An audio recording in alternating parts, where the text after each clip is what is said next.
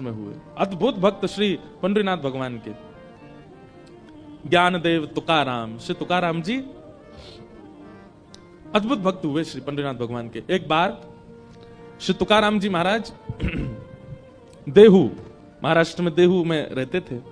वहीं पास में एक पर्वत था, उस पर्वत पर बैठ करके श्री तुकाराम जी भजन करते थे। अकाल पड़ा था, तो उस अकाल में इनकी पत्नी और बेटे की मृत्यु हो गई भोजन नहीं मिलने की वजह से। फिर बाद में इनका दूसरा विवाह कर दिया गया। दूसरी बहू जो आई वो इतना शासन करती थी इनके ऊपर, वो कहती थी उठो तो तुकाराम जी को उठना पड़ता था, वो कहती बैठो तो तुकाराम जी को बैठना पड़ता था। एक बार एक तुकाराम जी के पास एक बालक गया, बालक ने जाके कहा तुकाराम जी मेरे सब परिवार के लोग मेरे पीछे पड़े, ब्याह कर लो ब्याह कर लो ब्याह कर लो। मैंने सबसे कहा है आप कहोगे तो मैं ब्याह करूंगा, क्योंकि उस बालक को पता था तुकाराम जी कभी नहीं कहेंगे। भाई दूध का जला छाछ भी फूंक फूंक के पीता है, और वो तुकाराम जी खुद इतनी पीड़ा में हैं, वो किसी और को पीड़ा में क्यों डालेंगे। तो बालक अपने परिवार वालों को लेके आया, बोले तुकाराम जी बोल देंगे ब्याह कर लो तो मैं कर लूंगा। उसको विश्वास था कि तुकाराम जी मना करेंगे। सब परिवार के लोग आए, बोले आप बोल दीजिए ये ब्याह नहीं कर रहा है, इतने दिन हो गए, आप बोल देंगे तो इसका ब्याह हो जाएगा। बोलता है आप बोल दोगे तो फिर ये ब्याह कर लेगा। तुकाराम जी बोले निश्चित अभी इसी वक्त इसका ब्याह कराओ। बालक बोला तुकाराम जी ये आप ईर्ष्यावश बोल रहे हो ना, आप ये चाहते हो कि जो पीड़ा आपको हो रही है वो मुझे भी हो। तुकाराम जी ने उसको उठा, इधर बैठ, क्या बात है। बोले आप इतनी पीड़ा में रहते हैं, आपकी पत्नी पूरा नगर जानता है, आपको डांटती है, सब करती है वो, फिर भी आप कह रहे हो कि इसका ब्याह कर दो। जो खुद इतनी पीड़ा में है वो दूसरे को ब्याह के लिए कैसे कह सकता है। इतनी प्रतिकूल पत्नी आपकी, फिर भी आप बोलते हो। तो तुकाराम जी बोले देख एक मेरी बात सुन, देख अगर अनुकूल पत्नी आ जाए, जैसा तू है वैसी तेरी पत्नी आ जाए तो फिर कोई दिक्कत नहीं है, तू भी भजन करना वो भी भजन करेगी। और अगर प्रतिकूल पत्नी आ जाएगी तो एक गांव में दो तुकाराम हो जाएंगे, मैं भी और तू भी। अकेले तुकाराम से क्या काम चले। बोले सब मेरे को प्रणाम करने आते हैं दूर दूर से। छत्रपति श्री शिवाजी महाराज दंडवत करते थे तुकाराम जी महाराज को। बोले गांव में मेरे घर में मेरा सम्मान नहीं है, लेकिन बाहर देख लाखों की तादाद में लोग दर्शन करने आते हैं। अनुकूल पत्नी होगी तो दोनों भजन करना, प्रतिकूल होगी तो एक तुकाराम और बन जाएगा। मतलब तुकाराम जी क्या बोले, मेरे तुकाराम बनने का बहुत बड़ा कारण मेरी प्रतिकूल पत्नी है।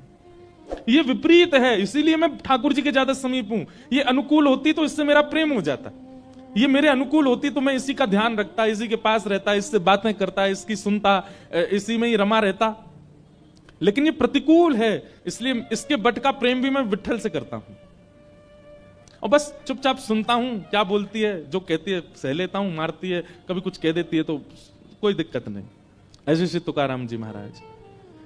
तो उनके बारे में मैं क्या बता रहा था कि हम लोग जब धन की अधिकता हो जाती है तो कहीं ना कहीं हमारे मन में आ जाता अब इससे कुछ भोग भोगा जाए, इससे कुछ ऐसा किया जाए जो पाप जन्य है।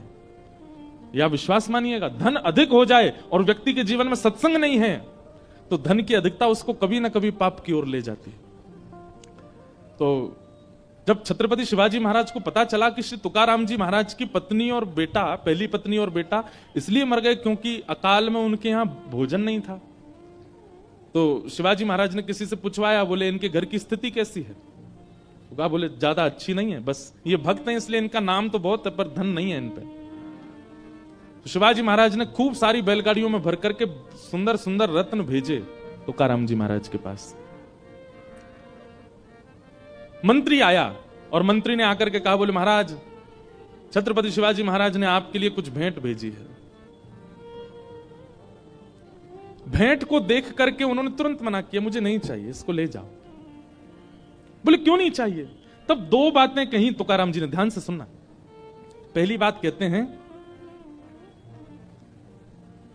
जो पाप का मूल है उसको मैं क्यों लूं।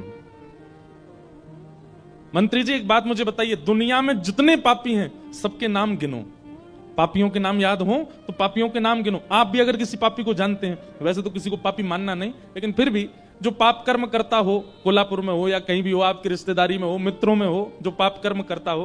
पाप कर्म किसको कहते हैं, परस्त्री गमन को पाप कर्म कहते हैं, माता पिता की अवहेलना करने वाले को पाप कर्म कहते हैं, अपनों से ही द्वेष रखने वाले को पाप कर्म कहते हैं, मांस मदिरा आदि भक्षण करने वाले को पाप कर्म कहते हैं, अधर्म के मार्ग पर चलने वाले को पाप कर्म कहते हैं, कुदृष्टि रखने वाले को पाप। तो ये सब जिसके अंदर हो, आप खुद विचार कर लो, कहीं ना कहीं उसके पास धन का स्रोत होगा, इसीलिए वो पाप के मार्ग पर है। कहीं ना कहीं धन का स्रोत है, और धन नहीं है, अगर वो धनवान नहीं है तो लोभ ही होगा। ये लोभ और धन यही पाप करवाते हैं। सब लोग इधर देखिए, बहुत ध्यान से सुनिए। तुकाराम जी महाराज पहली बात कहते हैं कि जो पाप का मूल है, जो पाप का बीज है, वो मैं क्यों लूं? इसी से ही पाप कर्म की इच्छा प्रकट होती है, मुझे नहीं चाहिए। लेकिन तुम ज्यादा निवेदन करोगे तो दूसरी बात सुनो, बोले क्या? जिसको विठ्ठल रूपी रत्न मिल गया, उसको अब संसारी रत्न की आवश्यकता नहीं है। जिसको साक्षात श्री कृष्ण पायो जी मैंने नाम। तो श्री तुकाराम जी महाराज सेनापति से बोले कि भैया, पहली बात तो ये पाप का मूल है, इसको मैं रखूंगा, कहीं ना कहीं पाप मुझसे बनेगा। और दूसरी बात, जब विठ्ठल रूपी रत्न मिल गया तो फिर ये संसारी रत्न की क्या आवश्यकता है, इसको ले जाओ। और लेकर के सेनापति वापस आए तो छत्रपति शिवाजी महाराज अचंभित हो गए। एक वस्तु नहीं ली उन्होंने। समय निकाल करके शिवाजी महाराज गए तुकाराम जी के पास, देहू, और जाकर के दंडवत किया। बोले कि आपके इस त्याग को, आपके इस समर्पण को, आपके इस विरक्ति भाव को मैं दंडवत करता हूं भगवान, मुझे आप शिष्य स्वीकार करो। आप सोचोगे धन नहीं लिया, शिवाजी महाराज को शिष्य तो बना लिया होगा, नहीं, वो भी नहीं किया। तुकाराम जी महाराज बोले, भगवान देखिए, आप पूरे राष्ट्र का गौरव हैं, आपकी वजह से हम संत महापुरुष प्रेम से भजन कर पा रहे हैं शिवाजी महाराज, पर आपका गुरु मैं नहीं हूं। वहां भी त्याग किया, हम आप में से कोई होता तो कोई छोड़ता? बोले अच्छा है। आज के प्रधानमंत्री समझ लो, अगर वो आ जाएं आपके घर तो आप मना करोगे? नहीं। लेकिन तुकाराम जी मना कर रहे हैं। तुकाराम जी कह रहे हैं मैं आपका गुरु नहीं हूं, आप तो वन में जाइए, वन में आपके गुरु आपकी प्रतीक्षा कर रहे हैं, समर्थ गुरु रामदास, वो आपके गुरु, उनके पास जाओ। दीक्षा और गुरु रूप में समर्थ गुरु रामदास को स्वीकार किया छत्रपति शिवाजी महाराज ने, पर वे तुकाराम जी के प्रति भी गुरु भाव रखते थे। इतना बड़ा त्याग। मैं एक बात अपने जीवन में, अपनी कथा में कहा करता हूं कि भैया, ठाकुर जी जीवन में आएंगे ना, एकला चलो रे, अकेले रहने का बहुत मन करने लगेगा, बहुत धन की कामना, बहुत संबंधों की कामना, बहुत नाम यश कीर्ति की कामना आप नहीं करोगे। भले ही अपने आप हो जाए आपकी कीर्ति, वो बात अलग है, पर आप बहुत सब चीजों से बचने का प्रयास करोगे, बहुत ज्यादा एकांत प्रिय लगने लगेगा। रखोगे नहीं, बांटोगे, लुटाओगे। लेकिन श्री कबीरदास जी क्या कह रहे हैं? डर लागे और हंसी आवे, अजब जमाना आया रे, धन दौलत ले माल खजाना, वैश्या नाच नचाया रे। संसार के लोग धन कमा करके कुछ गलत करने ही भागते हैं। आजकल के युवा जब जॉब करना शुरू कर देते हैं तो जैसे ही पैसा आता है तो कहां भागते हैं? मनाली जाएंगे, गोवा जाएंगे, कसौल एक जगह है हिमाचल में, वहां जाते हैं। हम तो उत्तर भारत में ही रहते हैं तो हमको तो पता है कहां कहां जाते हैं। उनसे कहो जगन्नाथपुरी चले जाओ, वहां तो कुछ मिलेगा ही नहीं। क्या नहीं मिलेगा? धुआं नहीं मिलेगा, पीला पानी नहीं मिलेगा, ये तो यही मिलेगा। वहां जाते हैं। मतलब धन की बढ़ोतरी होती हमारे मन में पाप आ जाता है। कबीरदास जी कह रहे हैं, कितने आश्चर्य की बात है। और मुट्ठी भर अन साधु मांगे, कहे लाज नहीं आया रे। और यदि कोई मुट्ठी भर अनाज आपसे मांग लेता है तो उससे क्या कहते हैं? तुमको लज्जा नहीं आती है? चलो मेहनत करके कमाओ, खुद हमसे मांग रहे हो। वहां पर ये सारे दूषित काम करना धन से, उसमें हमको लज्जा नहीं होती। लेकिन किसी में दान पुण्य करना हो, संत महात्माओं को, आपको हम कहां तक बता दें, आप लोग आश्चर्य करोगे। हम तो कोई साधु नहीं है, कोई महात्मा नहीं है, संत नहीं है, हम आप सबकी तरह ही, हम भी गृहस्थी हैं, पर कथा करते हैं, इसलिए लोग हमको बाबा जी बोल देते कई जगह। लोगों को लगता है इनमें कोई मंत्र शक्ति होगी, धीरे से कान में बोल देते हैं, ये जो प्रणाम कर रहे हैं ना, इनको एक बेटा हो जाए। अरे तो भाई हम पे, हमको कौन है, हम आशीर्वाद दे दो, आप इसका काम बन जाए। बालक आएंगे, कल हमारा एग्जाम है, हम पास हो जाएं। बताओ कैसी बात करते हैं आप। परिश्रम करिए, कर लीजिए, जो आपको चाहिए वो सब मिल जाएगा। पर फिर भी कई लोग सोचते हैं कि ये कोई साधु महात्मा है, फ्लाइट में अगर हम चले जाते हैं ना, तो हम तो ऐसे ही जाते हैं। फ्लाइट वाले अब तो नहीं, पर अब तो जानने लग गए हैं, अब तो सब रील्स वगैरह देखते रहते हैं, अब तो सब जगह पहचान वाले बहुत मिल जाते हैं। पहले की बात बता रहा हूं, जब जानते नहीं थे ना, तो धोती वाला जैसे हवाई जहाज में चढ़ता उसको देख के उनको यूं लगता है ट्रेन नहीं थी क्या, हवाई जहाज में आ रहे हैं। मतलब हवाई जहाज में केवल सूट वूट वाले ही जाते हैं, धोती वाला नहीं जा सकता। कभी कभी अच्छी वाली टिकट होती है ना बिजनेस क्लास में, वो हो जाती है, कई लोग कर देते हैं। अब तो लाल जी रहते हैं हमारे साथ, तो जहां जाते हैं हम पहले बोल देते हैं भैया लाल जी आ रहे हैं, कर दो। तो बिजनेस क्लास में देख करके कई लोग हंस जाते हैं। एयरपोर्ट पर बिजनेस क्लास का काउंटर अलग होता है, वहां अगर आप चले जाओ तो उधर है इकोनॉमी। अरे भाई टिकट तो देख ले, बिजनेस क्लास सही है। क्यों? धोती के प्रति ऐसा भाव। कितना अजब जमाना है। केवल हम वेशभूषा से ये अनुमान लगा लेते हैं कि ये व्यक्ति तो सामान्य है। बेचारा ट्रेन में भी 10 जगह से इकट्ठा करके तब टिकट बनवा के जा रहा होगा। ऐसी भावना रखते हैं महात्माओं के प्रति, साधुओं के प्रति, ब्राह्मणों के प्रति। कितना दुर्भाग्य है हमारा। डर लागे, आज से 500 साल पहले कबीरदास जी लिख के चले गए वो बात जो आज घट रही है। डर लागे और हंसी आवे, अजब जमाना यारे।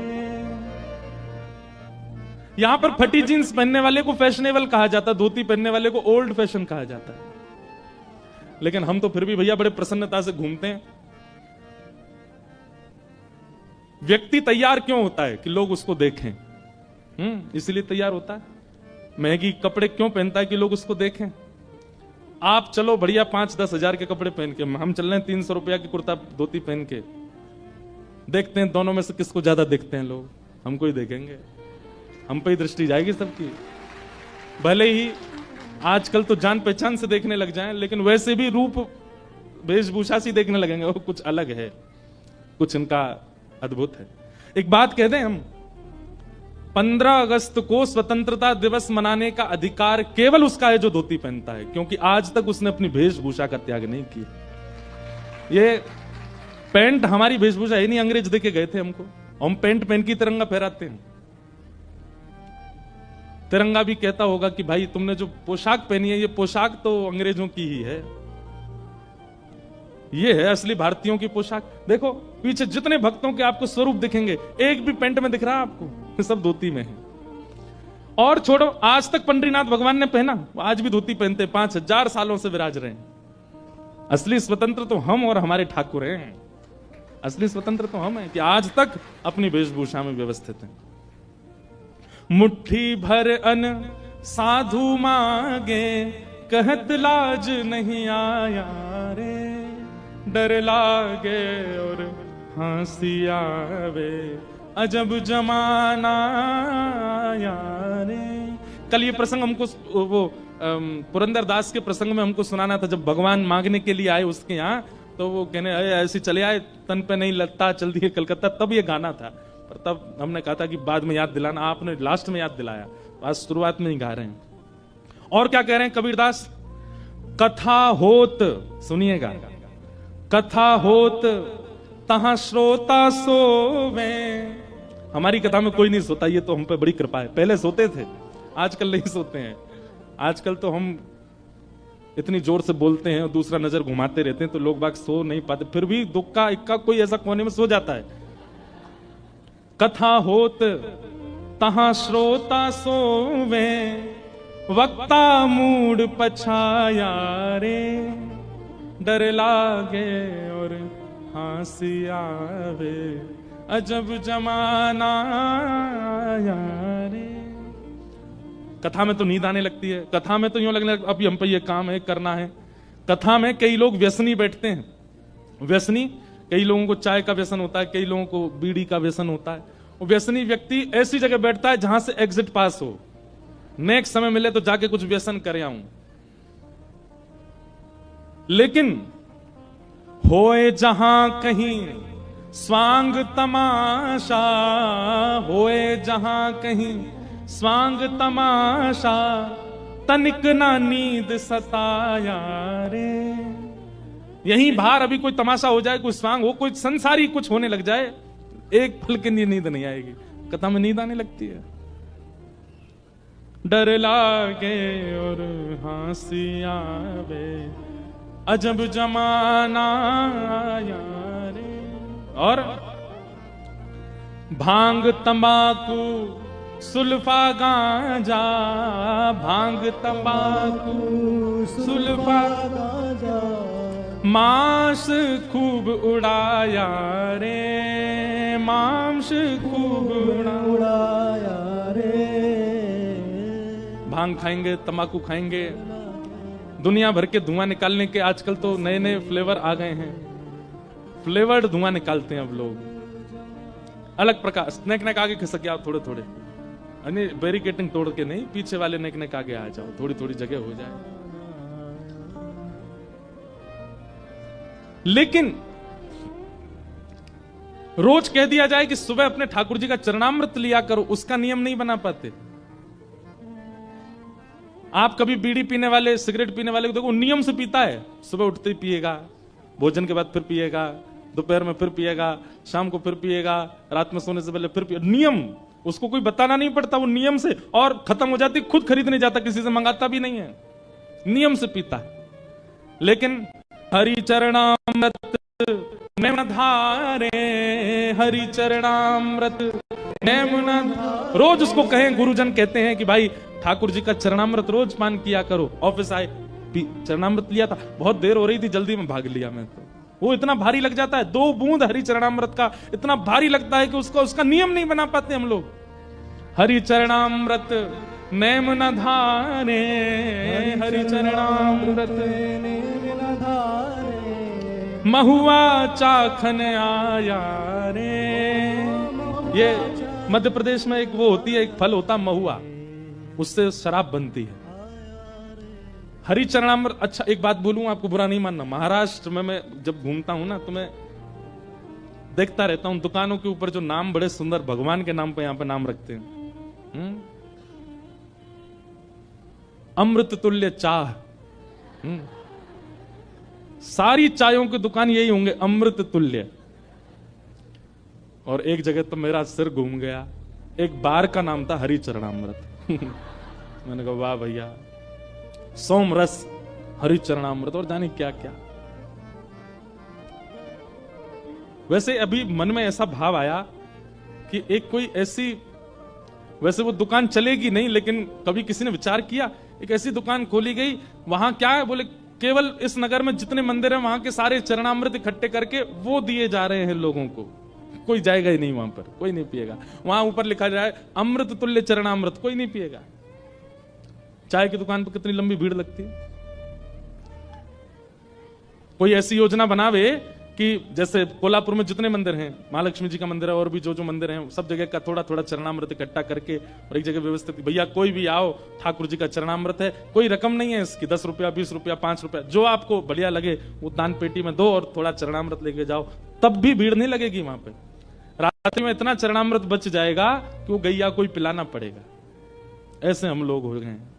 कबीरदास जी कह रहे हैं, हरि चरणामृत नेम न धारे, हरि चरणामृत नेम न धारे, महुआ चाखन आया रे, महुआ चाखन आया रे। डर लागे और हंसी आवे, अजब जमाना आया रे।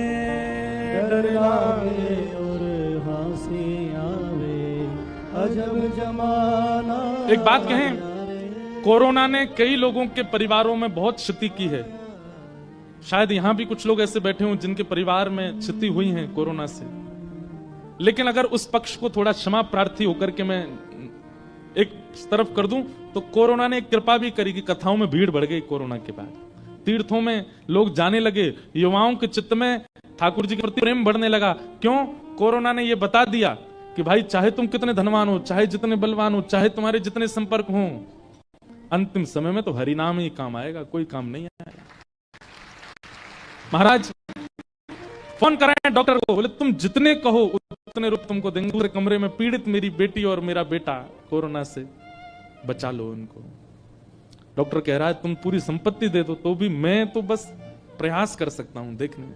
उस समय हरि याद आए सबको, उस समय ठाकुर जी याद आए, और उसी समय की कृपा, आपको पता नहीं अनुभव हुआ, हमें तो अनुभव हुआ, कोरोना के बाद लोगों में श्रद्धा उमड़ने लगी, विश्वास जग गया ठाकुर जी के लिए, प्रेम हो गया। क्यों?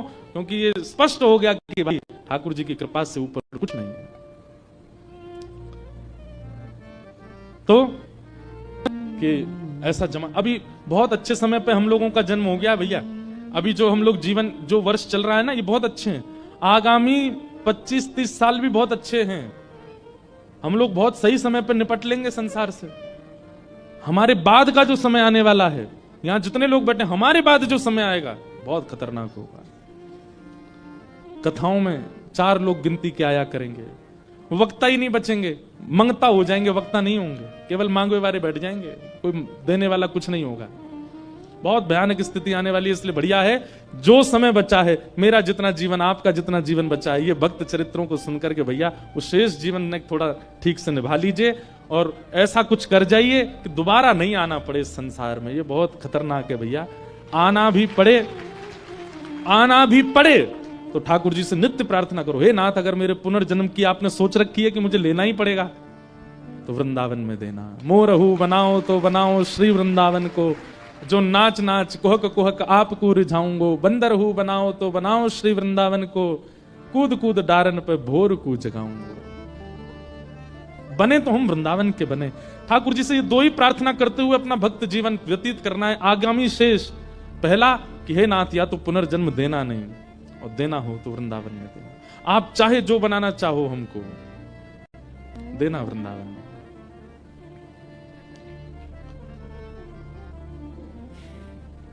ऐसे भाव से कथाएं श्रवण कीजिए। भगवान पंडरीनाथ के परम वैष्णव भक्त हुए चोखा मेला। आप अयोनिज थे। अयोनिज का मतलब होता है आपका जन्म माता पिता से नहीं हुआ था। वैसे तो चोखा मेला जी का ऐसा भाव बताया जाता है कि आप ज्यादा श्रेष्ठ जाति में आपका जन्म नहीं हुआ था। एक बात आपने कभी अनुभव की, कितने भी भक्त चरित्र सुन लो, भक्त चरित्रों में जाति की प्रधानता कभी नहीं होती। ये जाति बिरादरियों का ज्यादातर पॉलिटिक्स लोग में, पॉलिटिशियन में ही इसका ज्यादातर भेद चलता है। हम लोगों में घोले जाने वाली ये बातें ज्यादातर ये राजकीय रूप से हमारे अंदर घोली जाती है। भक्ति भाव में कहां है बताइए मुझे?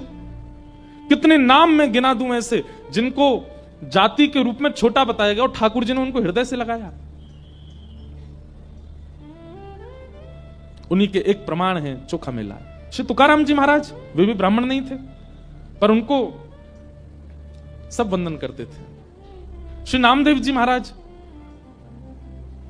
केवल ब्राह्मण होना सर्वाधिक श्रेष्ठ का भाव नहीं होता है। आप किसी भी जाति में हो, ठाकुर जी के रहो। और एक बात हम कहें, ये जाति में जन्म लेना एक प्रकार का टास्क है। ठाकुर जी कह रहे हैं तो मैं सामर्थ हो तो अपने भक्ति भाव से अपनी इस जाति के बंधन को तोड़ के दिखा, अपनी इस जाति से ऊपर निकल के दिखा। आज हमारे भारत के एक राष्ट्रपति पूर्व रहे एपीजे अब्दुल कलाम, थे मुस्लिम, पर क्या उनको साधुओं ने वंदन नहीं किया? क्या उनको संतों ने स्वीकार नहीं किया? शंकराचार्य भगवान ने भी उनको स्वीकार किया। सब संत महापुरुष ब्राह्मण सब उनको देखते तो हाथ जोड़ते थे, सब ने स्वीकार किया। क्यों? क्योंकि उन्होंने एक जाति से ऊपर उठ गए वे, इसलिए सबने स्वीकार किया। इसलिए भैया हमारी प्रार्थना है कि अपने मन से, अपने भाव से, अपने कर्म से, अपने स्वभाव से ऊपर उठिए। आपको कोई देखे तो देख करके आपके प्रति ये भाव यह निश्चित ब्राह्मण ही होगा, निश्चित वैष्णव ही होगा, निश्चित ऐसा ही होगा। चोखा मेला जी, आपके माता पिता नैष्ठिक ब्राह्मण थे। पंडरीनाथ भगवान का दर्शन करने के लिए जा रहे थे और दर्शन करने जाते समय कुछ आम साथ में ले जा रहे थे भगवान को अर्पित करने के लिए। कई बार बंधुओं ऐसा होता है कि ठाकुर जी को आपके द्वारा प्रदत्त वस्तु बहुत ज्यादा प्रिय लग जाती है, तो ठाकुर जी के सन्मुख पहुंचने से पहले ही ठाकुर जी किसी योजना से उसको स्वीकार कर लेते। एक बार एक बालक आया मेरे पास वृंदावन, वो बोला महाराज जी मेरे साथ तो बहुत बुरा हो गया, रोने लगा। मैंने क्यों? बोले मैं जीवन में पहली बार बरसाना गया आज। मैंने कहा अच्छा, तो इसमें बुरा क्या हुआ? बोले मैं सोचा मैं श्री जी के लिए कुछ ले जाऊं, उनको बहन मानता हूं अपनी श्री राधा रानी को, तो मैं केला लेकर के गया। मैंने कहा अच्छा। मैं ऑटो में बैठ के गया था, पीछे बैठा था, भीड़ बहुत थी ऑटो में, पीछे लटक गया। एक जगह ब्रेकर आया तो ऑटो थोड़ा धीरा हुआ और इतने में बंदरों की टोली आई, सारे केले लेके भाग गए। महाराज जी पहली बार मैंने कुछ ले जाने का योजना बनाई और बंदर ले गए उसको। मैंने कि अरे बावड़े, बंदर नहीं लेके गए। श्री जी को वो इतने बढ़िया लग रहे थे कि श्री जी प्रतीक्षा नहीं कर पा रही थी कि तू बरसाना आवे फिर सीढ़ी चढ़े ऊपर जाके केला चढ़ावे, इसलिए पहले ही अपनी मंडली भेज दी, जाओ इससे हरण करके ले आओ, हमको लाके पवा दो। उसका मन इतना प्रसन्न हो गया, बोले सच में ऐसा ही हुआ? मैंने कि भैया सच में ऐसा ही भयो है, तो विश्वास मान ले मेरी बात को। श्री जी रह ना पा रही, श्री जी बोली अब कब आवेगो, कब देखो मुझको, पहले ही आते छीन के ले आओ। कभी अगर ऐसा कुछ हो कि आपने कुछ विचार किया है ठाकुर जी के लिए लेके जाने के लिए और मार्ग में ही कोई किसी कारणवश वो वस्तु आपसे दूर हो जाए, तो समझ जाना ठाकुर जी रुके नहीं, ठाकुर जी से सहन हुआ नहीं, ठाकुर जी बीच में ही योजना बना करके ले लिया। इसका मतलब ये भी नहीं है कि कहीं खो जाए तो उसको ढूंढो ही नहीं, ठाकुर जी ले गए होंगे। प्रयास तो करना चाहिए, कोई सामग्री गाड़ी में खो गई या होटल में खो गई तो ढूंढो, ढूंढने पर भी ना मिले तो फिर उदास नहीं होना, फिर तो यही सोचना है कि पंडरीनाथ भगवान ने स्वीकार कर लिया। कितने ऐसे उदाहरण मैं आपको दे सकता हूं, उन्हीं में से एक है चोखो मेला का चरित्र। आपके माता पिता इतने भाव से आम लेकर के जा रहे थे ठाकुर जी को अर्पित करने के लिए, ठाकुर जी के मुंह में पानी आ गया। ठाकुर जी को फल से, ठाकुर जी को व्यंजन से रुचि नहीं होती, ठाकुर जी को व्यंजन लाने वाले के भाव से रुचि होती है। जैसे हमारा भाव कैसा है, हमारी सब्जी देख करके, मिठाई देख करके मुंह में पानी आता है। ठाकुर जी व्यंजन से मुंह में पानी नहीं आता, व्यंजन लाने वाला, बनाने वाला किस भाव से, उससे ठाकुर जी प्रसन्न होते हैं। आप दुनिया भर के मिर्च मसाले बढ़िया करके खिचड़ी बनाओ, ठाकुर जी नहीं आते। पर कर्मा भाई वो बिना नहाए धोए बनाती है, और कभी कभी खिचड़ी चलाने के लिए अपने दांतुन के पिछले भाग से ही चला देती है, दांतुन करते करते, और बिना नहाए धोए पात्र में लेकर के ठाकुर जी के आगे धर देती है। श्री जगन्नाथ जी दौड़े दौड़े आते हैं उसकी खिचड़ी पाने। क्यों? व्यंजन की दृष्टि से, व्यवहारिक दृष्टि से और मेरी आपकी दृष्टि से वो खिचड़ी पाने योग्य नहीं है, पर बनाने वाली का भाव इतना श्रेष्ठ है कि ठाकुर जी जगन्नाथपुरी से दौड़ के आते थे खिचड़ी पाने। तो एक बात याद रखिएगा, आप यदि ये सोचते हैं कि श्री पंडरीनाथ भगवान को विशिष्ट व्यंजन दिया जाए, विशिष्ट व्यंजन उनको प्रिय नहीं है, देने वाले का स्वभाव कितना विशिष्ट है, तो फिर वस्तु चाहे कितनी भी सामान्य हो ठाकुर जी को प्रिय लगती है। भैया सबरी के चरित्र में क्या हुआ? सबरी ठाकुर जी के लिए बेर लेके बैठी है, तो उसके मन में आया कि मैं ठाकुर जी को खट्टे बेर नहीं खिला सकती, तो पहले चख के देखती है, मीठा होता है तो ठाकुर जी को देती है, खट्टा होता है तो फेंक देती है। अब ठाकुर जी झूठा नहीं पाते, लेकिन सबरी का भाव इतना प्रिय है, सबरी के प्रेम इतने प्रिय हैं कि ठाकुर जी उसको पाने लगे। एक चरित्र ऐसा आता है कि ठाकुर जी पाते थे, सबरी इतने में दूसरा बेर चख करके देती थी, ठाकुर जी के हाथ में ऑलरेडी एक होता था, तो ठाकुर जी उसको लेके पीछे खड़े लक्ष्मण जी को देते, लो लक्ष्मण जी पाओ। लक्ष्मण जी बेर लेके कहते झूठा है, मैं किस खाऊं? तो राम जी तो बैठे हैं बेचारे, और उनसे तो दूर फेंक देते, तो ऐसे मुंह चलाते, हाँ खा रहे हैं। लेकिन राम जी जानते थे, बोले लक्ष्मण खा नहीं रहा, फेंकता जा रहा है दूर। जब लक्ष्मण जी को शक्ति लगी और श्री हनुमान जी महाराज संजीवनी बूटी लेकर के आए, पूरा पर्वत लेकर के आए, वैद्यों ने संजीवनी निकाल करके जैसी लक्ष्मण जी को प्रदान की, लक्ष्मण जी जीवित हो गए। तो जब वापस लौट करके अयोध्या गए, तो लक्ष्मण जी ने राम जी से कहा, भैया आपकी आज्ञा हो तो ये संजीवनी पर्वत जो है लंका में आया है हिमालय से, जिससे हमारे प्राण रक्षा हुई, इसको अयोध्या ले चलें। क्यों? बोले इसमें बढ़िया बढ़िया संजीवनी बूटी है, कभी किसी को पीड़ा होगी दे दिया करेंगे। तब राम जी बोले, इन संजीवनी बूटियों से केवल तुम्हारी प्राण रक्षा हो सकती थी और किसी की नहीं होगी। लक्ष्मण जी बोले क्यों? ये तो संजीवनी बूटी है। बोले संजीवनी बूटी कैसे निर्मित हुई? बोले कैसे हुई? बोले सबरी जो झूठे बेर कर करके देती जा रही थी और तुम खा के नहीं फेंकते जा रहे थे, वही संजीवनी बूटी बने। वो सबरी के झूठे उच्छिष्ट बेर ही संजीवनी बूटी बने, और उनसे ही तुम्हारी प्राण रक्षा हुई है। इससे तुम्हारी ही प्राण रक्षा होती और किसी की नहीं होती। भाई राम रावण युद्ध में तो लंका में इतने सारे राक्षस भी मारे गए, स्वयं रावण भी मारा गया, संजीवनी पर्वत तो वहीं था, लाके बूटी कोई दे देता उनको, बच जाते वे लोग भी। पर नहीं, केवल लक्ष्मण की प्राण रक्षा हुई क्योंकि वो सबरी के उच्छिष्ट बेर, उसके मुख में अमृत है, प्रेम का अमृत, भाव का अमृत, भक्ति का अमृत, उससे बचे हो तुम। तब लक्ष्मण जी बोले, मैं भाव समझ नहीं पाया सबरी का।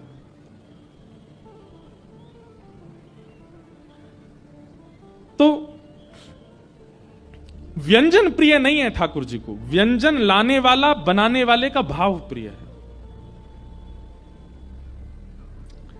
तो चोखा मेला जी के जो माता पिता थे वो आम लेकर के जा रहे थे ठाकुर जी के लिए। ठाकुर जी से रहा नहीं गया, कब आएंगे कब पवाएंगे, बीच रास्ता में ही दौड़े ठाकुर जी, और एक ब्राह्मण का, विप्र का, साधु का रूप धारण कर लिया। और जैसे वो दंपति आगे से निकले, ठाकुर जी हाथ पसार के बोले, हमें बहुत जोर की भूख लगी है, आपके पास कुछ हो तो हमको दे दो। पत्नी ने पति को देखा, पति बोला कि देखो, हैं तो ये ठाकुर जी के लिए, पर साधु और हरिजन भी तो ठाकुर जी के स्वरूप होते हैं। हमारे पास तो खूब संख्या में आम हैं, ये महात्मा ज्यादा से ज्यादा 2-3 पाएंगे, इनको पवा देते हैं, बाकी के जो शेष बचेंगे उनको ठाकुर जी का भोग लगा देंगे।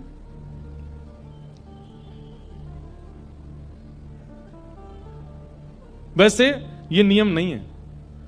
अगर किसी ने पहले वस्तु का सेवन कर लिया, भले ही वो फल ही क्यों ना हो, एक साथ फल रखे थे, उनमें से पहले किसी ने पा लिया, तो उन बाकी के फलों का भोग ठाकुर जी को नहीं लग सकता, ये नियम है। पर कहीं कहीं भक्तों के चरित्र में ऐसी लीलाएं भी आती हैं। अब मेरे तो बहुत सारे चरित्र आते हैं, तो मैं सब सुना दे रहा हूं। हमारे ब्रज में हुए श्री गोविंद दास। कौन? गोविंद दास ठाकुर जी के सखा थे, ठाकुर जी उनके साथ खेलते थे। तो गोविंद दास, एक बार क्या हुआ कि ठाकुर जी की प्रसादी सिद्ध हुई रसोई घर में, और रसोई घर में प्रसादी बड़े नियम से सिद्ध होती है, मुंह पे कपड़ा बांध करके, और बिल्कुल अपरस में रसोईया सिद्ध करते हैं प्रसादी मंदिरों में। मुंह पे कपड़ा क्यों बांधते हैं? कि कहीं प्रसाद की सुगंधी अगर हमको आ गई, तो कहीं सुगंधी से हमारी जीभ में पानी आ गया तो ठाकुर जी भोग नहीं लगाएंगे। इसीलिए उसको कहते हैं अमनिया। क्या बोलते हैं? अमनिया। ठाकुर जी को जो निवेदित नहीं हुआ है, वो रोटी, वो सब्जी, वो दाल जो आपने बनाई, उसको बोलते हैं अमनिया। मतलब उस पर हमारा मन भी नहीं आया अभी तक, ठाकुर जी पाएंगे उसके बाद हम उसका सेवन करेंगे, इसलिए उसको अमनिया कहा जाता है। इसलिए कई बार कई भक्त लोग आते हैं ना, कुछ खीर बना के लाते हैं, हलवा, तो मैं उनसे पूछता हूं अमनिया है? तो बोलते हैं क्या? मैं कहता हूं अमनिया है, तो बोलते अमनिया मतलब, मैंने कहा शुद्ध है ना, भोग तो नहीं लगा, किसी ने पाया तो नहीं? हाँ हाँ हाँ शुद्ध है। अमनिया का मतलब जिसपे आपका मन, खुद का भी मन ना आया हो अभी तक, जिसकी सुगंधी आपको नहीं पता हो, जिसकी सुगंधी, जिसका स्वरूप आपको अभी नहीं भाया हो, केवल ठाकुर जी को भोग लगे, उसको अमनिया कहते हैं। अब इसमें कई पद्धतियां हैं अलग अलग संप्रदायों की। कई मंदिरों में चखिया होते हैं। चखिया कैसे होते हैं? वो भोजन पहले चख लेते हैं, ठाकुर जी के लायक है कि नहीं, फिर ठाकुर जी को भोग लगता है। कई मंदिरों में ऐसा नहीं होता। तो रसोईया प्रसादी लेकर के जा रहे थे, तो बीच रास्ता में गोविंद दास बैठे थे, रसोई और मंदिर के बीच में। तो गोविंद दास बोले, ए रसोईया बाबा, एक काम करो, थाली यहीं धर दूं, मैं पालूं पहले। रसोईया को बड़ा गुस्सा आया, बोले ठाकुर जी को भोग लगा नहीं है, ठाकुर जी को निवेदित हुआ नहीं, और तुम कैसे कह रहे हो कि हमको दे दो, ठाकुर जी को भोग लगेगा पहले। बोले अरे नहीं नहीं नहीं, ठाकुर जी को बाद में लग जाएगा, पहले मुंह पवाओ। तो रसोईया ने थाली ले जा करके रख दी रसोई घर में, और दौड़ करके गुसाई श्री विठलनाथ जी, जो श्रीनाथ जी के प्रमुख सेवक थे, उनसे जाकर के शिकायत कर दी। बोले गोविंद दास के ऊधम दिन प्रतिदिन बढ़ते जा रहे हैं। बोले आज क्या हो गया? बोले मैं भोग लेके जा रहा था ठाकुर जी के लिए, और ये गोविंद दास बीच रास्ता में ही कह रहे हैं मुझे पहले पवा दो, और जिद कर रहे हैं, बोले ठाकुर जी बाद में पाएंगे, पहले मैं पाऊंगा। गुसाई जी बोले ये तो गलत है, ठाकुर जी की प्रसादी पहले कैसे पालेगा, बुला के लाओ उसको। तो गोविंद दास सामने आए। गुसाई जी बोले, ए गोविंदा, तुम क्या कर रहे थे आज? ठाकुर जी का भोग लगा नहीं, तुम पहले ही मांगने लगे प्रसाद। तो गोविंद दास के नेत्र बंद हो गए, सजल हो गए। बोले जय जय जी, आपको लाला ठाकुर जी जो है कहा है ना, जे तो भोग पाते ही और अपनी लकुटी उठामे, छड़ी उठामे, बंसी उठामे, गैया चरावे वन में चले जाएं, और फिर ये जब चले जाएं, भोग के बाद आरती होवे, आरती के बाद मंदिर बंद होते, तब ये चले जाते हैं, उसके बाद हम लोगों को प्रसाद मिलता है। हम प्रसाद पावे में रहे, तब तक ये वन में चले जाएं। अब मैं प्रसाद पाके जब वन में जाऊं तो ये ढूंढे नहीं मिले फिर मुझे, पूरा दिना निकल जाए, मैं खूब ढूंढूं, वन में ना मिले, वृक्षन पे ना मिले, यमुना जी पे ना मिले, सब जगह ढूंढ आऊं, और इतने में ही संध्या के घंटे घड़ियाल बज जाएं, ठाकुर जी के उत्थापन की आरती होने लगे। ब्रजभाषा समझ आ रही है? हमारे ब्रज में एक रीति है कि 12 साढ़े 12 बजे सारे मंदिर बंद हो जाते हैं और फिर शाम को 4:30-5 बजे खुलते हैं। मैंने कितनी बार कथा में कहा है, ठाकुर जी सोते नहीं है, ठाकुर जी गैया चराने गए हैं वन में, इसलिए मंदिर बंद होते हैं। बिहारी जी, राधा रमन जी, राधा वल्लभ जी, सारे मंदिर बंद होते हैं दोपहर में। क्यों? ठाकुर जी गैया चरावे गए हैं। तो गोविंददास बोले आप भोग पधराओ, भोग पधरावे के बाद फिर आरती करो, आरती के बाद फिर कपाट बंद करो, ये तो चले जाएं गैया चरावे, और फिर बाकी बाद हमें मिले प्रसादी। और प्रसादी में इतने सारे भक्ता में कि धीमे धीमे पूड़िया में, धीमे धीमे सब्जी, आप इतना विलंब है जाए कि ठाकुर जी फिर हम ढूंढवे जामे तो जंगल में ढूंढे नहीं मिले। या हमारे मैं कह रहा हूं, पहले ही पवाए दो ताकि मेरा पेट भर जाए, तो मैं लाला के संग जंगल चलो जाऊंगा गैया चरावे। ये सुनकर के गुसाई जी के नेत्र सजल हो गए कि भाई इस कलिकाल में आज भी गोविंद दास को ठाकुर जी का अनुभव होता है। ये ठाकुर जी के साथ तब से उन्होंने नियम बना दिया, जब तक गोविंद दास है इसको पहले ही पवा दिया करो ताकि ठाकुर जी के संग गैया चराने जा सके। ऐसे कुछ भक्तों के लिए ठाकुर जी ने यह अधिकार दिया क्योंकि उनका भक्ति भाव, उनका प्रेम भाव सख्य की स्थिति में, ठाकुर जी को सखा मानते हैं। गोविंद दास जी का अगर आप चरित्र सुनोगे तो कई विषयों पर आपको विश्वास ही नहीं होगा। एक प्रसंग सुनाऊं, हो सकता है कई लोगों के मन में यह आ जाए ये कैसे हो जाएगा, पर यह है। गोविंद दास एक दिन सुबह सुबह जंगल में शौच के लिए गए थे। शौच समझ रहे हैं ना, तब बाथरूम तो होते नहीं थे, जंगलों में ही जाते थे लोग। सुबह सुबह शौच के लिए गए तो गोविंद दास को इतना प्रिय मानते थे ठाकुर जी, सखा मानते थे अपना। हमारे श्रीनाथ जी को पता चली गोविंद दास जंगल गए हो है, ठाकुर जी भी पहुंच गए। अब यहां गोविंद दास निवृत्त हो रहे हैं जंगल में और ठाकुर जी ने देख लिया, अच्छा वहां बैठो है। तो ठाकुर जी बेर तोड़ तोड़ के लाए और पीछे से ऐसे मारने लगे उन्होंने। अब गोविंद दास ने देखे कायरो है, तो देखे ठाकुर जी तो बेर मार रहे हैं। अब इस बात को कौन विश्वास करेगा, पर ये लीला है, ठाकुर जी करते थे गोविंद दास के साथ। ऐसे ऐसे चरित्र हैं। और फिर पता गोविंद दास क्या करते, जो बेर उनमें पड़ता बैठी बैठी अवस्था में पकड़ के वो ठाकुर जी पर मारते थे। अब सामान्य व्यक्ति देखे तो उसके मन में आ जाएगा राम राम राम राम, अपवित्रता का ध्यान नहीं कर रहे हैं राम ठाकुर जी पे, पर ठाकुर जी उनको सखा मानते हैं अपना। हुआ ऐसा था कि भगवान केवल 11 वर्ष ब्रज में रहे। जब श्री कृष्ण आए तो केवल 11 वर्ष ब्रज में रहे। ठाकुर जी की लीला करने का अभी और मन था, ऊधम करने का अभी और मन था, ठाकुर जी वो ऊधम कर ही नहीं पाए। इसलिए ठाकुर जी कलिकाल में दोबारा श्रीनाथ जी के रूप में प्रकट हुए और फिर प्रकट होकर सूरदास, कुम्मनदास, गोविंद दास, छीत स्वामी और इन सब अष्ट सखाओं के साथ ठाकुर जी ने फिर दोबारा से वही सब क्रीड़ाएं की। उसमें से श्रीदामा का जो रूप, जो ठाकुर जी के मित्र श्रीदामा हैं, वही कलयुग में गोविंद दास बन के आए। तो ठाकुर जी को लज्जा नहीं होती थी। एक लीला ऐसी आती कि एक दिन ठाकुर जी गोविंद दास के ऊपर चढ़ गए और बोले अब घोड़ा बन जा, मुझको शेर करा। तो गोविंद दास ऐसे चल के उनको घोड़ा बन के घूम रहे थे। इतने में गोविंद दास रुक गए। ठाकुर जी बोले का भयो, जय जय नेक उतर जाओ। बोले काय को, मोकू नेक लघु शंका लगी है नेक में चलो जाऊं। ठाकुर जी बोले बाबड़े, कोई घोड़ सवारी करे और घोड़ा को लघु शंका लगे तो घोड़ा बातें बोले कि उतर जाओ, मैं लघु शंका जाऊंगो। गोविंदास बोले ना ना वो तो ना बोले। बोले वो कहा करे, बोले सवारी बैठी रहे, वो तो वैसे ही कर ले। बोले तू भी वैसे ही कर। और आप विश्वास नहीं मानेंगे, गोविंद दास ने सोचा कि नहीं नहीं नहीं, मैं ठाकुर जी की सेवा में हूं, मैं पूर्ण रूपेण सेवा में ही रहूंगा। इस वक्त मैं घोड़ा हूं तो मुझे घोड़े का ही भाव रखना है, और धोती में ही। और किसी ने यह दृश्य देख लिया और जाकर के गुसाई जी को शिकायत कर दी। बोले गोविंद दास बिल्कुल उसने आचार मर्यादा सब पानी में बहा दिया, ऐसे कर रहा था जंगल में। गुसाई जी ने बुलाया तब गोविंद दास ने बताया। बोले जय जय बैठे पीठ पे, मोते बोले अब तू घोड़ा है भैया, कोई घोड़ा कहे कभी कि भैया उतर जाओ, मैंने जा रहा हूं जंगल झाड़ी है क्या हूं, घोड़ा तो चल तो फिर तो कर ले, या हमारे मैंने कर ले। गुसाई जी ने तब से नियम बना दिए। बोले भाई गोविंद दास की कोई शिकायत मत किया करो मुझसे, उसको सब चीज की छूट है। क्यों? वो ठाकुर जी उसके संग ही रहते हैं। ऐसे सखा श्री गोविंद दास। सुना रहे थे चोखो मेला जी का चरित्र, आ गए गोविंदास जी। गोविंदास जी का एक पद गा देते हैं। बहुत सुंदर सुंदर पद हैं श्री गोविंददास।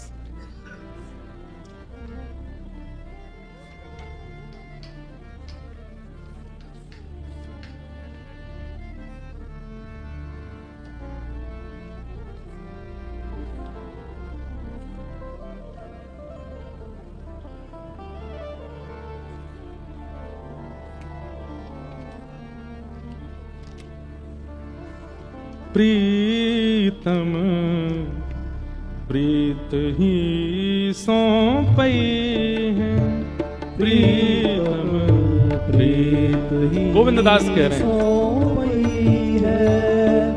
हाँ यद्यपि रूप गुण शील सुधरता, यद्यपि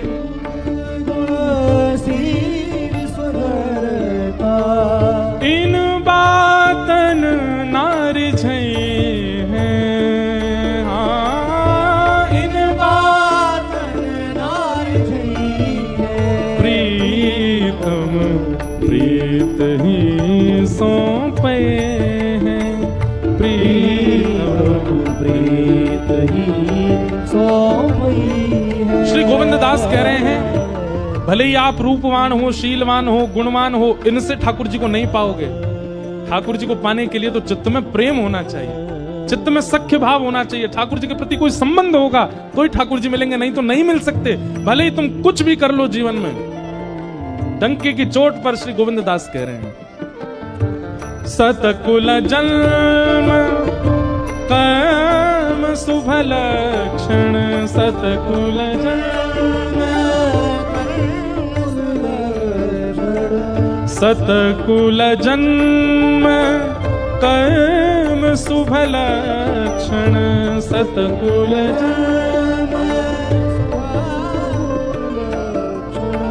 वेद पुराण पढ़े हैं। वेद पुराण पढ़े हैं। प्रीतम प्रीत ही सौंपे हैं, प्रीतम प्रीत ही सौंपई है। प्रीतम प्रीत ही सौंपई है, प्रीतम प्रीत ही सौंपई है। ओ गोविंद प्रभु स्नेह सुवालो, गोविंद प्रभु गोविंद प्रभु स्नेह सुवालो, गोविंद प्रभु स्नेह सुवालो। रसना कहाँ जो नचे हैं, रसना कहाँ जो नचे हैं। प्रीतम प्रीत ही सौंपे हैं, प्रीतम प्रीत ही सौंपई है। हाँ प्रीतम प्रीत ही सौंपई है, प्रीतम प्रीत ही सौंपई है। केवल प्रेम प्राप्त करा सकता, मोहन प्रेम बिना नहीं मिलता, चाहे कोटि कर लो उपाय। ऐसे श्री गोविंददास। तो ठाकुर जी एक साधु का रूप बना करके आ गए और आकर के चोखा मेला जी के माता पिता से कहने लगे हमें कुछ पवा दो। उनके माता पिता ने विचार किया इतने सारे आम हैं हमारे पास, 2-3 इनको पवा देते हैं, बाकियों का भोग लगा देंगे ठाकुर जी को। और कोई मांगता तो वो आम उच्छिष्ट हो जाते, लेकिन एक साधु मांग रहा है तो इसलिए इस आम को ठाकुर जी स्वीकार कर लेंगे। और उन्होंने एक आम दिया। ठाकुर जी क्या करें पता है, साधु के रूप में आए, पूरे नहीं पाते, थोड़ा थोड़ा ऐसे पाते हैं, थोड़े थोड़े चौंकते हैं और फिर उसको जो माता जी थी उनकी गोद में डाल देते हैं। फिर कहते हैं दूसरा दो, दूसरा दो, दूसरा आम लेते हैं, फिर उसको लेते हैं, फिर उनकी झोली में डाल देते हैं। तीसरा आम, अब बेचारे आजकल के तो थे नहीं जो टोक दें, आजकल के लोग तो बड़े विचित्र हैं ना, उस समय के थे तो कुछ बोले नहीं। एक के बाद एक मांगते जाएं, थोड़ा थोड़ा चखें और उनकी झोली में डालते जाएं। ऐसे कर करके ठाकुर जी ने सबरे आम खा लिए जितने थे, एक भी नहीं छोड़ा पंडरीनाथ जी के लिए। पंडरीनाथ ही आए साधु के रूप में। बेचारे अंतिम आम देख करके एक दूसरे के मुख देखने लगे। पति पत्नी बोले, देवी ऐसे ही मान लो कि पंडरीनाथ नहीं पाए हैं, अब तो हो गया, अब क्या भोग लगेगा ठाकुर जी को। और साधु सबरे आम पाकर, हाँ भैया बढ़िया आनंद आ गया, अब तुम लोग जो क्रिया में जा रहे हो चले जाओ। और झूठे आम, चुखे हुए आम उनकी पत्नी की झोली में डाल दिए। और ऐसा कहकर के महात्मा तो वहां से ऐसे चलते बने जैसे कोई उनकी ट्रेन छूट रही हो, तुरंत चले गए। ठाकुर जी थे ना। दोनों पति पत्नी सोचने लगे अब खाली हाथ जाएं ठाकुर जी के पास, कोई बात नहीं, ऐसे ही मान लेते हैं कि ठाकुर जी आके पाके चले गए। चलो देवी अब ये झोला का क्या करोगी, इसको कहीं पधरा दो, तो सब उच्छिष्ट हो गए। पति उठ करके चलने लगे, पत्नी उठी झोला कहीं रखने के लिए बढ़ी आगे, तभी उन्होंने कहा खोल के एक बार दृष्टि तो कर लूं। जैसे ही खोल करके देखा तो वहां आम की गुठली और छिलका तो गायब, एक नन्हा सा बालक था उसमें झोली के भीतर। और पत्नी इतना घबरा गई, बोले अब क्या करूं। पति दूर निकल गए थे, बोले पता नहीं ये बालक कहां से आया, ये कैसे आया, क्या हुआ। समझ गई कि निश्चित ही श्री ठाकुर जी ने कृपा करके दिया है। और उस बालक को वहीं नदी के तट पर छोड़ करके और प्रणाम करके वहां से चली गई। क्यों समाज को क्या बताऊंगे कहां से आया ये बालक। सब लोगों की तो दृष्टि होती है ना, परिवार के घर के सब लोग देखते हैं भाई, 9 महीना पहले ही सबको खबर चल जाती है, फिर सबको पता होता है कौन सा महीना चल रहा है, क्या हो रहा है क्या नहीं हो रहा। रिश्तेदारों का काम क्या, यही तो करते रहते हैं वो। अब ये इनकी पत्नी सोची किसी ने सुना नहीं आज तक कि मैं गर्भवती थी, ना मेरा 9 महीने का कोई समय ऐसा निकला, अचानक बालक लेके जाऊं तो कहीं जीवन पर्यंत मुझे भी सुनना पड़ेगा, इस बालक को भी पता नहीं कोई स्वीकार अस्वीकार कर दे, इसलिए वहीं छोड़ के चली गई। क्योंकि ठाकुर जी ने आम को चोखा और उनकी पत्नी की गोद में मेला मतलब दे दिया, इसलिए उस बालक का नाम पड़ा चोखा मेला। तभी एक सामान्य परिवार के दंपति वहीं नदी के तट पर आए हुए थे, उनके कोई संतान नहीं थी। स्नान करके ठाकुर जी से नित्य कहते थे कि एक हमें बालक की प्राप्ति हो जाए जो ठाकुर जी का परम भक्त हो। तभी उन्होंने देखा कि एक बालक की रोने की आवाज आई, दौड़ करके जाके देखे तो नन्हा सा बालक वो वहां था। मानो पंडरीनाथ भगवान ने ही कृपा करके अपना। अब ये अयोनिज का मतलब क्या होता है, ये माता पिता से जन्मे नहीं है, ये ठाकुर जी से प्रकट हुए हैं। ऐसे कई भक्त हुए हैं जिनका जन्म नहीं हुआ, जो ठाकुर जी की कृपा से ही आए हैं। हमारे श्री हनुमान जी महाराज वे भी अयोनिज हैं, ठाकुर जी की कृपा से ही पधारे हैं। परसों हनुमान जयंती है और परसों हम कथा में हनुमान चरित्र ही सुनाएंगे, संपूर्ण श्री हनुमान जी का ही चरित्र कहेंगे, उनके जन्म की पूरी कथा सुनाएंगे जैसी यथामति होगी परसों, क्योंकि भक्तराज तो श्री हनुमान जी हैं। परसों श्री हनुमान जी से ही प्रारंभ होगा, सुबह सुबह आ जाना सबरे। तो ऐसे भक्त हुए श्री चोखा मेला। आप धीरे धीरे बड़े हुए, बचपन से ही श्री पंडरीनाथ विठल भगवान के प्रति आपका खूब प्रेम भाव था।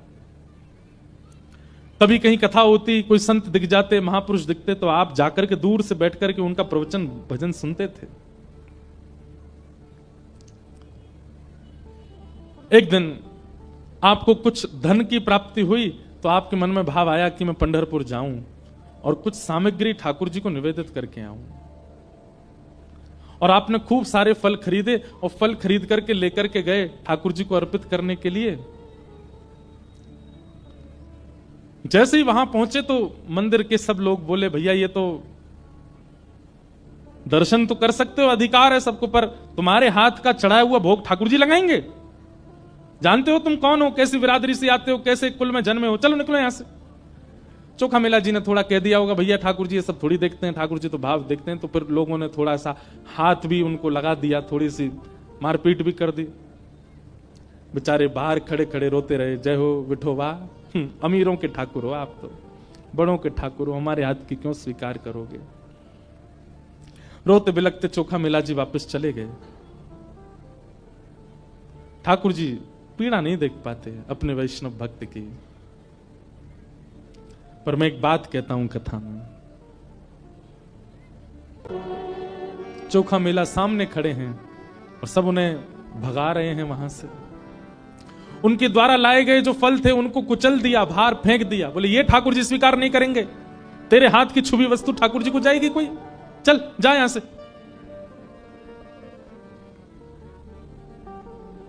चोखा मेला रोते रोते चले गए। भोजन नहीं किया आज पूरे दिन। शरीर में कई घाव हो गए थे चोखा मेला जी के, और सोचने लगे, हे पंडरीनाथ, आप केवल श्रेष्ठ जाति वालों के ही हो, आप केवल धनवानों के ही हो, हमारे नहीं हो। मन में कई प्रकार की भावनाएं उत्पन्न होने लगी। ठाकुर जी व्याकुल हो गए, और अर्धरात्रि का समय चोखा मेला अपने घर के बाहर पेड़ के नीचे बैठे थे। इतने में कस्तूरी की बढ़िया सुगंधी आने लगी, छम छम आवाज आने लगी, और सुंदर तेज पुंज जैसा दूर से दिखाई देने लगा। चोखा मेला बोले, ये कैसा अद्भुत दृश्य दिख रहा है। और तभी देखते हैं कि महाराज सिर पर सुंदर मुकुट विराजमान, कानों में मकराकृत कुंडल, अपने कमर पर हाथ धारण किए हुए, चलते हुए बढ़िया ललित त्रिभंगी चाल से चलते हुए साक्षात श्री विठ्ठल भगवान पंडरीनाथ चोखा मेला के सामने आ रहे हैं। देख लिया, समझ गया, पहचान गया कि ठाकुर जी। पर जैसे एक प्रेम में स्वभाव होता है ना कि प्रेमी पहले कुछ गलत करके फिर मनाने आता है, तो दूसरा प्रेमी रूठ के और बैठ जाता है। चोखा मेला ऐसे बैठ गए, देखे ही नहीं रहे ठाकुर जी को। ठाकुर जी बोले, चोखा, पहली बार अपना नाम ठाकुर जी के मुख से सुना है। रोंगटे खड़े होने लगे, मन में आनंद हो रहा है, पर रूठ के बैठे। मैं कहा करता हूं बंधुओं, जहां प्रेम बहुत किया गया हो, वहां रूठना, गुस्सा करना, लड़ना, झगड़ना, थोड़ी नोक झोंक करना, ये अधिकार में आ जाता है। जहां प्रेम अतीत में किया गया हो। ठाकुर जी बोले, देख हम आए हैं, बैठाएगा नहीं हमको? दूर से खाट लेकर के आए, चोखा मेला जी लगा दी, और ठाकुर जी उस पर बैठ गए। लेकिन मुंह फेर के बैठे चोखा मेला। ठाकुर जी बोले, ये चोखा मेरी ओर नहीं देखेगा, मुझसे बात नहीं करेगा, कुछ नहीं बोले। ठाकुर जी अपने मस्तक पर लगे हुए चंदन को थोड़ा थोड़ा लेकर के चोखा मेला की जहां जहां लगी थी वहां वहां अपने अंग का चंदन लगा रहे हैं अपने हाथ से। ठाकुर जी हाथ ऊपर कर, तेरे यहां भी लगी है, वहां भी लगा रहे, तेरे पैरों में भी लगी है, पैर जैसे छूने लगे। चोखा, नहीं आप ऐसा मत कीजिए नाथ, आप पधारे हैं, कृपा है। लिपट गए ठाकुर जी से। ठाकुर जी बोले, तू इतना नाराज क्यों हो गया? बोले, नाथ ऐसा व्यवहार, मैं कितने भाव से आपके लिए फल लेके आया था। आप ये हमेशा आपके पास रहने वाले इन लोगों को आप क्यों नहीं समझाते हो कि आप तो प्रेमियों के हो? ठाकुर जी बोले, मैं गीता में कहता हूं, ये यथामाम प्रपद्यन्ते ताम्स तथैव भजाम्यहम्। मुझे जो जैसे भजता मैं उसको वैसे ही मिलता हूं। ये लोग मुझे पाषाण मानते हैं, ये लोग मुझे मूर्ति मानते हैं, ये लोग मुझे पत्थर मानते हैं, इसलिए ना इनके आगे मैं बोलता हूं, ना चलता हूं, ना खाता हूं, ना कुछ नहीं करता, ऐसे ही खड़ा रहता हूं। लेकिन तू मूर्ति नहीं मानता, इसलिए तेरे लिए चल के आ गया। जना भाई मुझे मूर्ति नहीं मानती, उसके हाथ से खाने जाता हूं मैं। ये नामदेव तुकाराम मुझे मूर्ति नहीं मानते, इसलिए उनके साथ खेलता हूं मैं। अब इन लोगों को कौन समझाए? ये लोग सब मुझे मूर्ति मानते हैं, तो मैं भी इनको मूर्ति ही मानता हूं। ठाकुर जी क्या कह रहे हैं गीता में कि मुझे जो जैसे बचता है मैं उसको वैसे ही मिलता हूं। जो ठाकुर जी के प्रति पाषाण बुद्धि रखता है, ठाकुर जी उस व्यक्ति के प्रति भी पाषाण बुद्धि रखते हैं। फिर वो व्यक्ति कहता है ना, हे ठाकुर जी मेरे जीवन में बहुत कष्ट संकट आ रहे हैं, ठाकुर जी भी कहते होंगे, पाषाण को कोई कष्ट संकट नहीं होता, तू पाषाण ही तो है। ठाकुर जी को यह अनुभव ही नहीं होता कि हम भी चैतन्य हैं।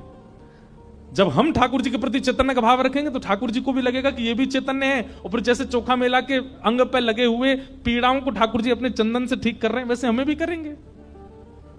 हमने ठाकुर जी को मूर्ति माना, ठाकुर जी भी हमको मूर्ति मान करके खूब सारे कष्ट दे देते हैं जीवन में। फिर हम कहते हैं ठाकुर जी इतनी पीड़ा, इतना कष्ट। ठाकुर जी कहते हैं पत्थर को कोई कष्ट थोड़ी होता बेटा। अब चल तू एक काम कर, मैंने सुबह से कुछ खाया नहीं है, कुछ खिला। बोले आपका तो मंदिर में 8 बार भोग लगता है, क्यों झूठ बोल रहे हो, कुछ नहीं पाया? बोले नहीं, आज मेरे भक्त को पीड़ा दी गई थी इसलिए मैंने उपवास किया, मैंने नहीं पाया, मैंने कुछ नहीं पाया। चोखा तूने भी कुछ नहीं पाया ना, चल कुछ लेके आ, पाएंगे।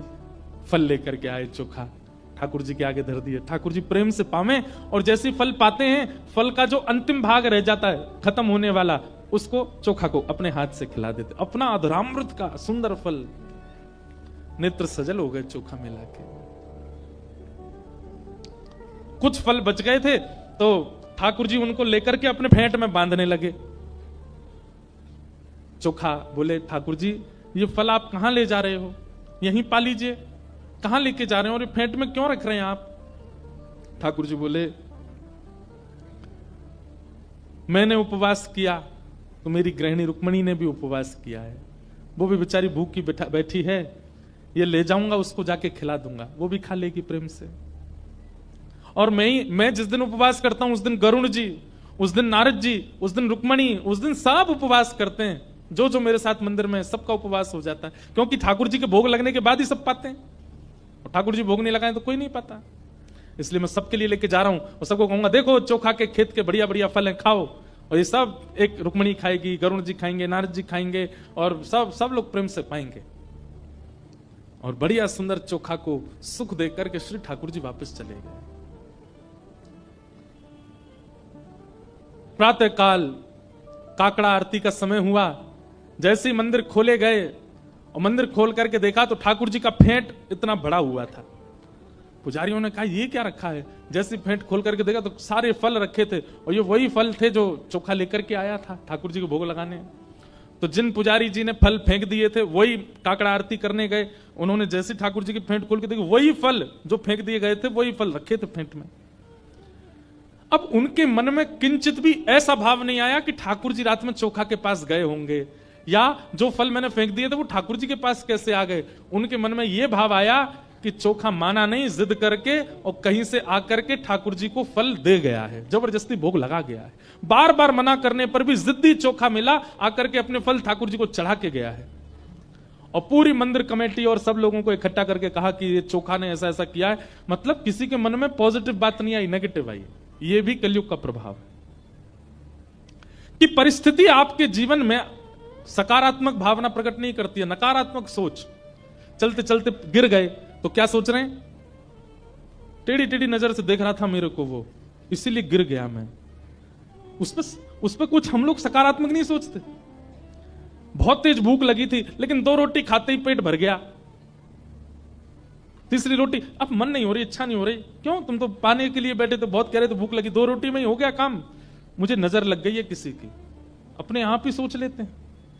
काम कोई बिगड़ने लग जाता है तो उसमें यह विचार नहीं करते निश्चित मेरा प्रारब्ध होगा, उसमें भी ढूंढते हैं किसकी बुरी नजर है, किसने टोटका किया, किसी ने बांध दिया, किसी ने हमारी बुद्धि को ऐसा कर दिया, मुझे डिप्रेशन हो गया है, मुझे दवाइयां चाहिए, मुझे। हमेशा हम नकारात्मक ही सोचते हैं। वैष्णव का स्वभाव होता है वो हर स्थिति में ठाकुर जी का ही भाव रखता है। चलते चलते गिर जाए, मोच पड़ जाए तो मानो उसमें भी ये सोचता है ठाकुर जी आप शायद ये चाह रहे हैं मैं बहुत घूमता रहता हूं, कुछ दिन आराम करूं, इसीलिए मोच लगवा रहे हो पैरों में। ठाकुर जी किसी प्रिय को दूर कर रहे हैं, अच्छा तो इसका मतलब आपने आगे देख लिया होगा ये अच्छा नहीं होगा मेरे जीवन में, इसलिए दूर कर रहे हो। ठाकुर जी कमाई कम कर रहे हो, शायद आप चाहते हैं कि मैं बहुत खा रहा हूं, बहुत आनंद कर रहा हूं, थोड़ा मैं तप करूं, इसीलिए ऐसा कर रहे हो। इस प्रकार की भावना आती है अगर वैष्णव हो, और वैष्णव नहीं होता तो वो उल्टा ही सोचता है हर चीज में। सबने सोचा चोखा मेला आकर के जबरदस्ती ठाकुर जी को फल दे गया है और मूर्ति स्पर्श करके गया, जबकि उसको मना किया था। कल तो बेचारे को मंदिर में पीट दिया, आज सब उसके गांव गए और गांव में जाकर के घर से निकाल करके पीटा कि तू कैसे आया मंदिर में और तूने कहां से चाबी बनवाई, तू ताला खोल के भीतर गया, ठाकुर जी पर फल चढ़ा करके आया, तूने स्पर्श किया उनका। चोखा मेला बोल रहा नहीं ऐसा नहीं है, ऐसी कोई बात नहीं है। अरे देख इसके अंग पर ठाकुर जी के श्रीमस्तक का चंदन भी लगा हुआ है, निश्चित ये गया है, प्रमाण दे रहा है।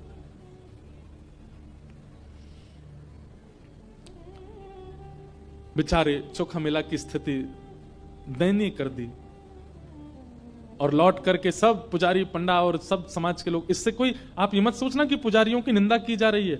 उस समय पर उस काल में ऐसी विचारधारा वाले लोगों की निंदा हो रही है, आप पुजारियों के प्रति कुदृष्टि मत रखना। लौट करके जैसे ही सब वापस पंढरपुर आए, हाथ पांव धो करके स्नान करके अपरस में जैसे ही मंदिर में प्रवेश करने लगे, ठाकुर जी ने अपने आप अपनी किवाड़ बंद कर ली और भीतर से चटकनी लगा दी। अनेक प्रयास करने पर भी ठाकुर जी का मुख्य दरवाजा नहीं खुला। पुजारी जन सब बाहर बैठ गए घुटनों पर, हे पांडुरंगा, हे विठल, हे नाथ, क्या अपराध बन गया हम लोगों से, आपने क्यों ऐसा हमसे रूठ के बैठ गए।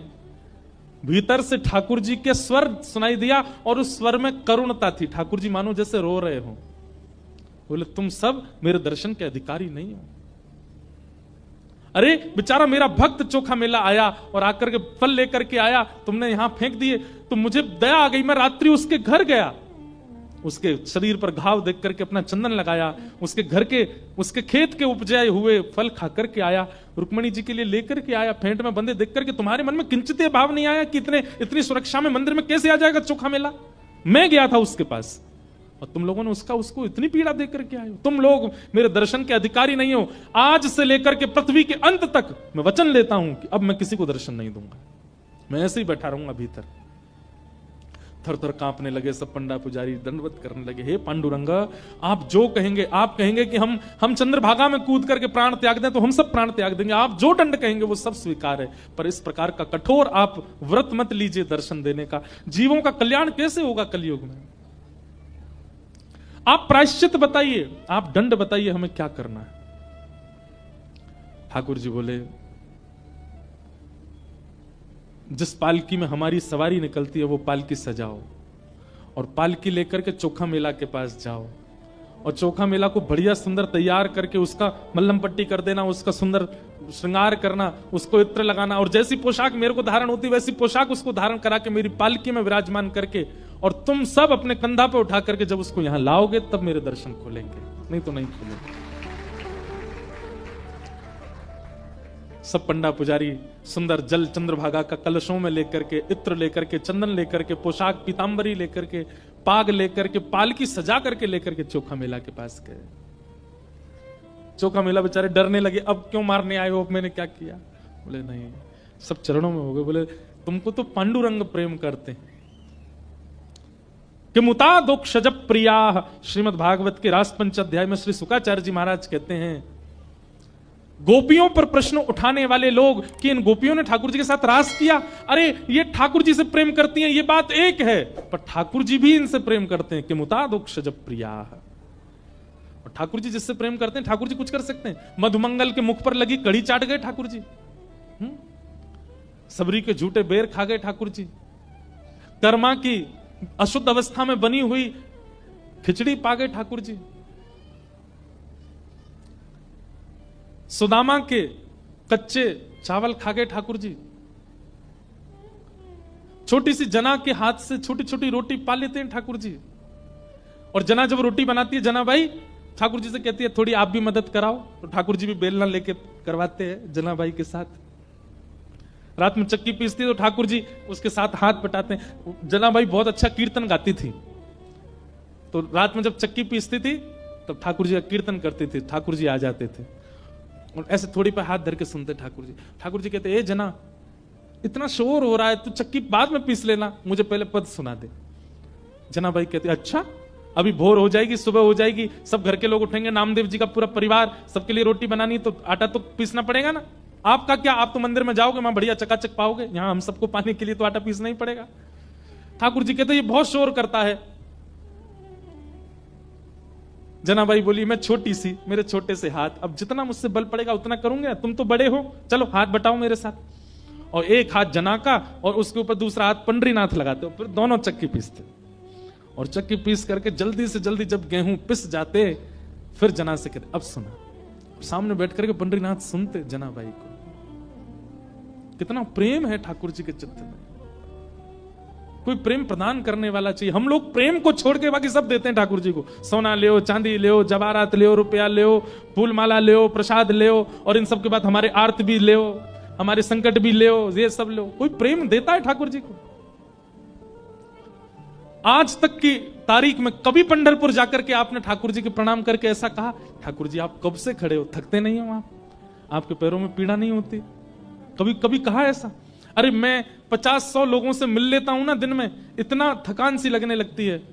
ठाकुर जी तो लाखों लोगों को दर्शन देते हैं। जब तक अंतिम दोहरी का व्यक्ति दर्शन नहीं कर जाता, पंडरीनाथ भगवान खड़े रहते हैं। कभी आपने जाकर के ये इच्छा प्रकट की, हे पांडुरंग आप थक गए होंगे? जनाबाई करती थी। एकादशी का कीर्तन चल रहा है और श्री नामदेव जी उछल उछल के कीर्तन कर रहे थे। नामदेव जी के कीर्तन में रोज ठाकुर जी आते थे, किसी को नहीं दिखते थे, जनाबाई को दिखते थे। आज एकादशी है और एकादशी पर कितनी भीड़ होती है पंढरपुर में। जनाबाई नामदेव जी से जाके कह रही है, आज ज्यादा कीर्तन मत करना। क्यों? सुबह से खड़े हैं मंदिर में, थक गए हैं बहुत, आज लाखों लोगों ने दर्शन किया। इतनी थकान में फिर यहां आकर के आपका कीर्तन सुन के पांडुरंगा नाचेंगे, उनके पांव में पीड़ा हो जाएगी। आप ज्यादा तेज कीर्तन मत करना। ऐसी भावना हमारे चित्त में आई है कभी?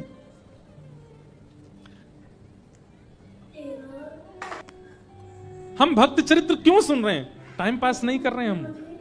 ऐसा प्रेम जैसा तुकाराम जी के चित्त में, जनाबाई के चित्त में, सूरदास गोविंद दास के चित्त में, वैसा एक छींट हमारे चित्त पर पड़ जाए ठाकुर जी के लिए, वैसा प्रेम प्रकट हो जाए। प्रेम की पीड़ा मीरा जाने, या जाने वो राधा। हे प्रेम की पीड़ा मीरा जाने, या जाने श्री राधा, श्री राधा, श्री राधा। राधा राधा कह ले प्राणी, कट जाएगी बाधा। हो प्रेम की पीड़ा मीरा जाने, या जाने श्री राधा, श्री राधा, श्री राधा। प्रेम अमर है, प्रेम अजर है, गंगा जल की धारा। प्रेम अमर है, प्रेम अजर है, गंगा जल की धारा। जब मैं बहुत छोटा था तो स्कूल जाता था, स्कूल से आता था तो पूज्य रमेश भाई ओझा जी की कथा सुनता था, और वे इस पद को गाते थे और पूरे दिन यही पद ही सुनता रहता था बाल्यकाल में। मैंने आज तक कथा में बहुत एक आध बार ही गाया होगा, या आज मन में आ रहा है। कभी चिंता होती है हमारे चित्त में? नहीं होती।